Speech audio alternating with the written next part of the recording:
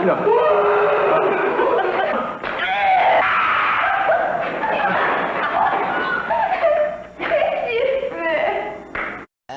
I'm getting older, chip upon my shoulder, rolling through life, you roll over and die.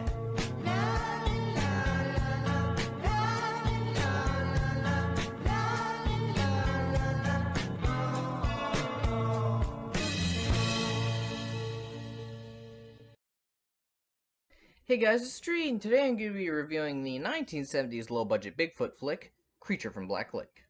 Creature from Black Lake was directed by Joy N. Hewitt Jr. It starred John David Carson, Dennis Fimple, and Jack Elam, who starred in various westerns. It was a late 1970s obscure Bigfoot flick. The film's about two friends from college named Reeves and Pahu. They decide to venture into the Louisiana swamps in an attempt to interview the locals and prove Bigfoot's existence, with the help of an elderly drunken hunter named Joe Camp. Bigfoot ends up stalking Reeves and Pahu, and they're forced to come into conflict with the beast while being determined in proving he exists. I thoroughly enjoyed this film. It was a very charming, homely, simplistic film, and this is actually my first Bigfoot flick, and I pretty much enjoyed it. It was a very good film. Now on to my strengths.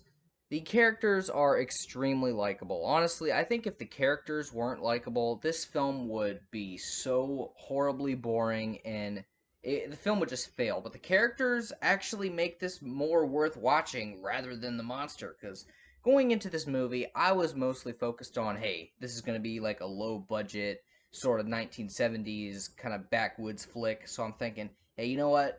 I bet there's going to be a lot of monster carnage, a lot of monster action, which there's not much, and usually that would be a flaw or like a weakness to the film, but the characters actually make this really interesting. The two main, Reeves and Pahu, they're very interesting guys, you know, they're not overwritten, they're not very complex, but they're just two normal dudes looking for Bigfoot, you know, they feel like average Joes, you know, and I like their chemistry, you know. They sort of make this a bit of a buddy flick, really. The movie mostly focuses on them and their struggles and their strengths, you know, trying to prove that Bigfoot's real, you know. I love these guys. They're really entertaining. I also liked Orville, one of the guys they interview who had his family killed by Bigfoot and is now being raised by his grandparents. He looked exactly like Jordan.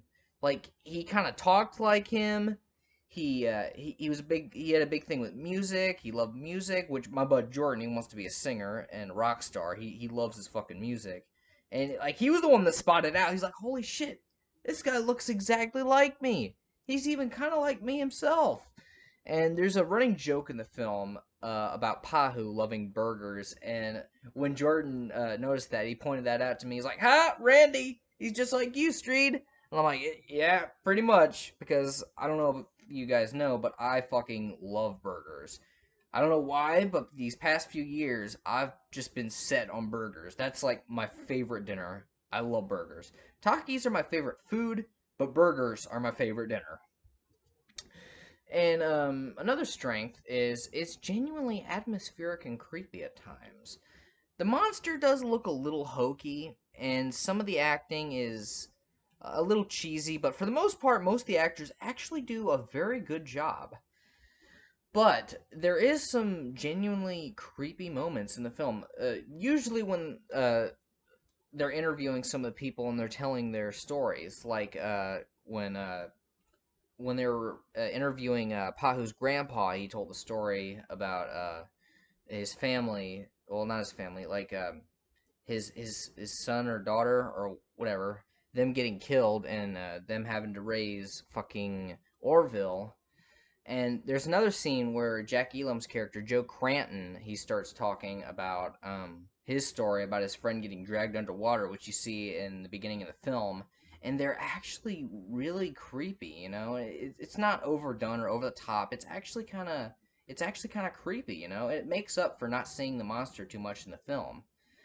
And the music was pretty decent. I liked it. It felt very 70s, but I honestly didn't mind it. And I forgot to mention Joe Cranton. He is absolutely funny. He's hilarious.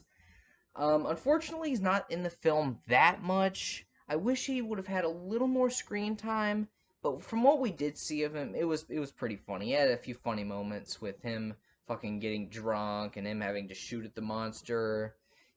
I love his first scene where he fucking knocks the tray out of that bitch's hands at the beginning. That was fucking hilarious. And I loved the ending. The ending was so great. So, you see, Pahu gets attacked by Bigfoot near the end, and he ends up surviving. So they're in the hospital, and Pahu might be dying. So Reeves gets genuinely emotional. He starts to, tear up. And for a 1970s flick, for like a low-budget sort of monstery flick, Reeves does a really great job at acting. They both do. Like, he actually looked sad. He actually looked heartbroken that he could lose his friend. But then Pahu wakes up and he's like, you know what? I still want to hunt that monster. We're gonna get him. And then Reeves is like, are you sure, man? I mean, look what happened to you. And he's like, we're gonna do it together, buddy. And he throws up his arm and they both do like a little high five thing. And then bam, the film ends with this really great little country song. And that ending warms my heart. And that's why I think this is more of a buddy film. And it is a Bigfoot film in essence, but I think it's like more of a buddy film because it's basically just these two guys trying to prove Bigfoot's real to their college. It's a really sweet and endearing ending. Now to the weaknesses. The audio has some issues, and it's very muffled, and some of the dialogue sounds mumbled, but it's not so bad that you can't like hear anything. It's just some parts of the movie you can't hear it that well, but that can be expected from a really old 1970s low budget flick, And some of the effects are terrible. There's not that much gore, but Bigfoot himself, he's never really seen in the film. There's a few glimpses of him, but when you do see him, you could tell this is just a guy with makeup on, with like fur on him, and he doesn't look that great. Let's be honest. He looks terrible from what you do see of him. And of course, as to be expected, there are horrible day for night shots in here, but I mean, like I said, that's to be expected.